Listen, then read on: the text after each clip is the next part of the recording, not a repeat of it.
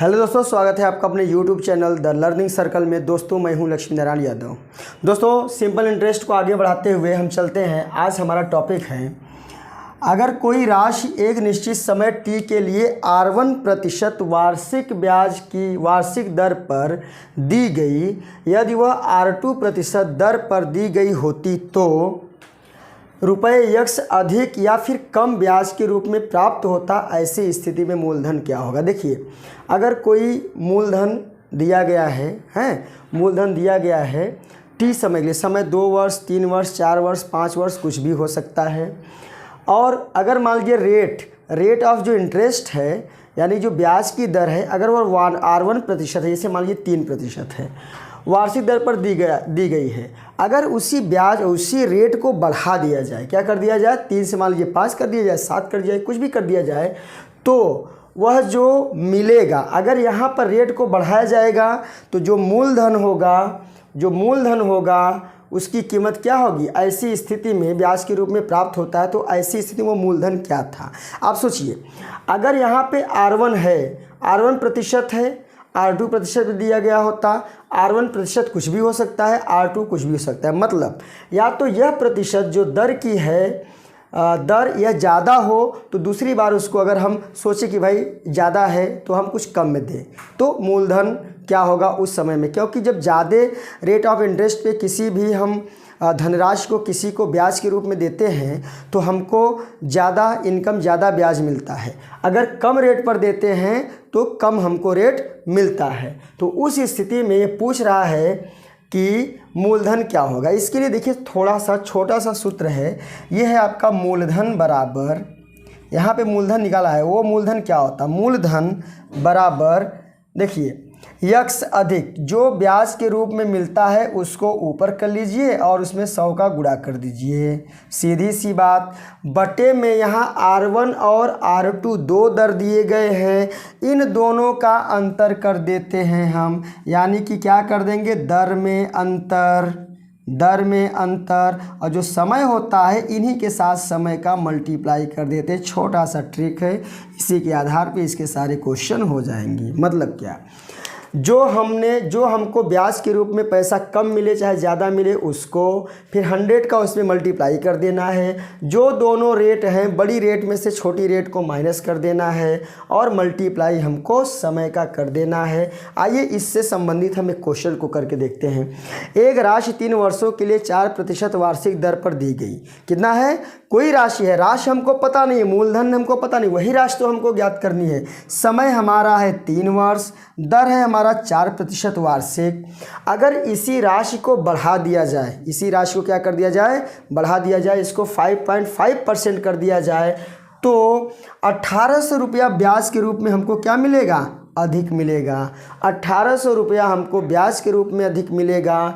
तो हमारा वह राशि क्या थी, उस मूलधन को, उस अमाउंट जो भी है राशि को हमें ज्ञात करना है। तो यहाँ पे ऑप्शन 20,000, 30,000, 40,000 और 10,000 दिया गया है। तो आइए हम इसको करके देखें।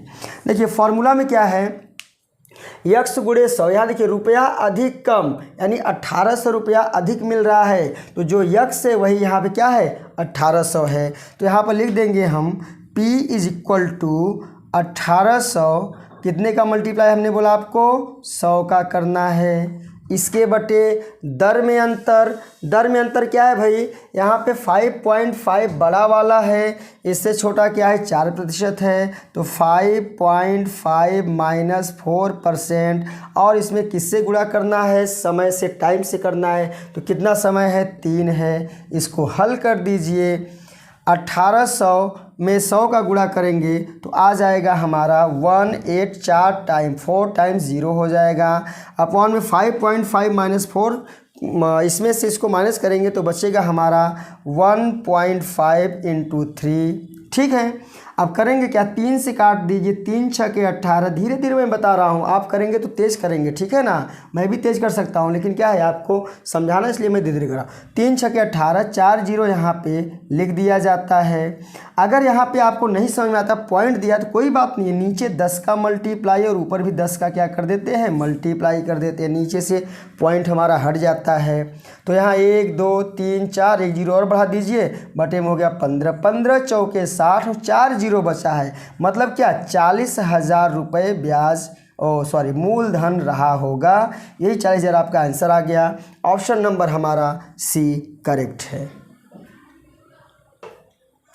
दोस्तों इसी से संबंधित हमारा दूसरा क्वेश्चन है, एक राशि 4 वर्षों के लिए 5% वार्षिक दर पर दी गई, यदि वह राशि 7% की वार्षिक दर पर दी गई होती तो रुपये 2,000 अधिक ब्याज के रूप में प्राप्त होते। वह राशि क्या है? हमारा ऑप्शन है 25,000, 27,000, 2,50,000, 2,70,000। इसको करके आप वीडियो को रोक करके आप चेक कर लीजिए, हल कर लीजिए, बताइए आप कि आपका आंसर कितना आया है। आइए हम स्टार्ट करते हैं। जो राशि हमारी राशि भी लिख सकते हैं हम यहाँ, और जो हमारी मेन राशि वो कितनी है, हमने क्या बताया आपको, यहाँ पर फार्मूला लिखा है x × 100 कितना अधिक मिल रहा है, 2,000 रुपया अधिक मिल रहा है। तो 2,000 में आप गुणा कर दीजिए 100 का, अपॉन में दर में अंतर, यानी बड़े दर में से छोटे दर को माइनस कर लीजिए, मतलब 7 - 5 हो गया, इंटू यहाँ पे क्या है टी, समय कितना है 4 है, तो यहाँ 4 वर्ष हमने लिख दिया। इसको सॉल्व कर लीजिए तो 2 1 2 3 4 5, इसके अपॉन में 7 में से 5 निकला तो 2, 2 गुणे 4, 4 पंजे 20, इतना आ गया। 2 से काट दिया, 2 दूनी 4, 2 पंजे 10, 1 2 3, 25,000 रुपया हमारा मिल गया। यानी कि ऑप्शन नंबर ए हमारा क्या है, करेक्ट है। अभी दोस्तों आइए देखते हैं एक और क्वेश्चन हम, अगर मान लीजिए, चलिए ठीक है, बिना इतना हम गुणा भाग किए हुए ही इसको अपने मन में थोड़ा सा हल करने की कोशिश करते हैं, कुछ हम लिख देते हैं। अगर यहाँ पे एक राशि 4 वर्ष के लिए दिया गया है, हम अगर यहाँ पे समय को 2 वर्ष लिख देते हैं, ठीक है। 5% वार्षिक दर पर दी गई है, तो मान लीजिए 4% वार्षिक दर पे दी गई है। अगर उसको बढ़ा के हमें 6% करना तो हमने 6% कर दिया बढ़ा के। अगर मान लीजिए हमको 3,000 रुपये अधिक मिलते हैं तो राशि क्या होगी, सबसे पहले आप फॉर्मूले में रखिए 3,000 गुणे 100 बटे में, देखो 6 में से 4 निकला 2, और कितना समय 2, 2 दूनी 4, 4 कर लिया नीचे, 4 से भाग दे दिया, 25 चौका 100, 25 दिया 75,000 रुपया हो गया। देखिए एक लाइन में ही आपका आंसर आ गया।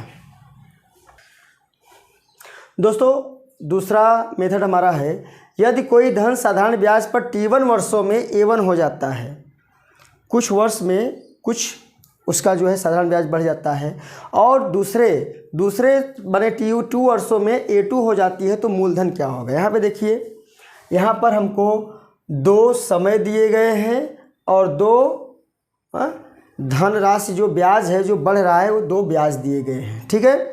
इसके लिए हम छोटा सा फार्मूला लिखते हैं। अगर मान लीजिए यहाँ पे हो जाता है A1 है ना, तो पहले आप लिख दीजिए A1 माइनस, एक ब्रैकेट बनाइए, यहाँ लिखिए आप A2 माइनस A1, क्या लिखेंगे A2 माइनस A1। क्यों?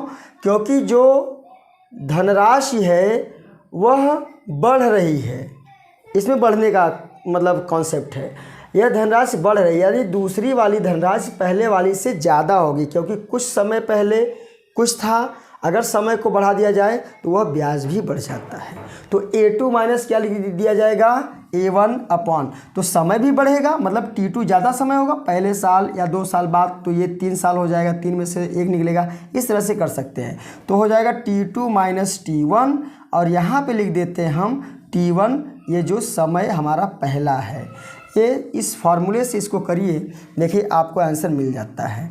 क्या कह रहा है, अब देखिए A1, इसका मतलब क्या, जो ये A1 है, समय के बाद जो धन है ये हमारा क्या है A1 है, यह धन हमारा A2 है, यह समय हमारा T2 है, और यह समय हमारा क्या है T1 है। पहला समय टाइम 1, दूसरा समय टाइम 2, पहला ब्याज A1, दूसरा ब्याज नहीं, साधारण ब्याज पर इतना हो जा रहा है, सॉरी अमाउंट है, ये क्या है अमाउंट है, यानी कि मिश्र धन जिसे हम कहते हैं। और आपको पता होना चाहिए जो मिश्र धन होता है वह होता है मूलधन में ब्याज को जोड़ देते हैं तो मिश्र धन हो जाता है। मूलधन में ब्याज को जोड़ देते हैं तो मिश्रधन। मिश्रधन को इंग्लिश में अमाउंट कहते हैं। क्या कहते हैं? अमाउंट। यहाँ पे हमको अमाउंट निकालना है, ठीक है। तो क्या हो जाएगा? A1 माइनस A1 कितना है भैया? सॉरी 900 है। कितना है? 900 माइनस A2 माइनस A1 यानी 1200 माइनस 900, 1200 माइनस 900 बटे में T2 माइनस T1 यानी 4 में से क्या निकलेगा? 2, तो 4 माइनस 2 और यहाँ पे T1 लिख देंगे जो पहला समय है यानी कि क्या हो गया? 2। इसको सॉल्व कर लीजिए। 900 माइनस 1200 में से 900 निकलेगा तो कितना बचेगा? 300 और 4 में से 2 निकलेगा तो बचेगा 2। यहाँ लिख देंगे हम 2, 2 से 2 कैंसिल आउट। 900 में से 300 गया तो आंसर हमारा क्या गया? 600। पूछ रहा है वो धन क्या था? प्रिंसिपल क्या था? वह प्रिंसिपल, वह हमारा मूलधन 600 रुपये था, जो कुछ समय पर 900 हो गया और फिर समय को बढ़ा दिया, यानी कि 2 वर्षों में 900 हो गया और फिर 2 वर्ष और बढ़ा दिया, 4 वर्षों में 1200 हो गया। दोस्तों इसी से रिलेटेड हमारा दूसरा क्वेश्चन है, कोई धन 3 वर्षों में साधारण ब्याज पर 900 रुपये और 4 वर्षों में 1500 हो जाता है तो धन क्या होगा? फिर वही काम करना है हमको। क्या करना है? हमने क्या बोला? ये हमारा T1 होगा, ये हमारा T2 होगा और ये हमारा A1 होगा और ये हमारा A2। फार्मूला आपके ऊपर बोर्ड पे लिखा हुआ है। A1 कितना है हमारा? A1 देखिए यहाँ पे 900 है। 900 माइनस ब्रैकेट में क्या होता है? A2 minus A1। A2 कितना भाई? 1500। 1500 माइनस 900 बटे T2, 4 माइनस 3, 4 माइनस 3 और गुणे यहाँ पे T1। T1 कितना है? 3 है, सामने लिख दिया। तो 900 माइनस 15 में 100 में से 900 गया तो बचा 600, 4 में से 3 गया, 1 अपॉन में 1 है तो इसका कोई मतलब नहीं है। मल्टीप्लाई बाई यहाँ पे हो जाता है हमारा 1500 में हो गया 600 और मल्टीप्लाई बाई 3 तो हो जाएगा 900 माइनस 1800। हल करेंगे तो माइनस कितना आ जाएगा? 900 आ जाएगा। माइनस आ जाता है तो माइनस को हमें लिखने की ज़रूरत नहीं है, माइनस को हम नहीं लिखेंगे।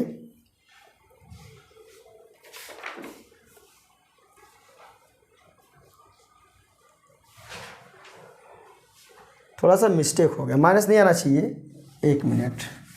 करना क्या है हमको? इसको 1 वर्ष बना लीजिए या तो फिर 2 वर्ष बना लीजिए। 1 वर्ष बना लीजिए, ठीक है। तो यहाँ पे हम क्या कर देंगे? 1 कर देंगे, माइनस नहीं आना चाहिए, थोड़ा सा मिस्टेक हो गया। इज इक्वल टू 900 माइनस यहाँ बचा 600 बटे में 3 इंटू 3 कट गया, 9 में 600 गया, 300 रुपये हमारे यहाँ पे बचा। ये हमारा आंसर है।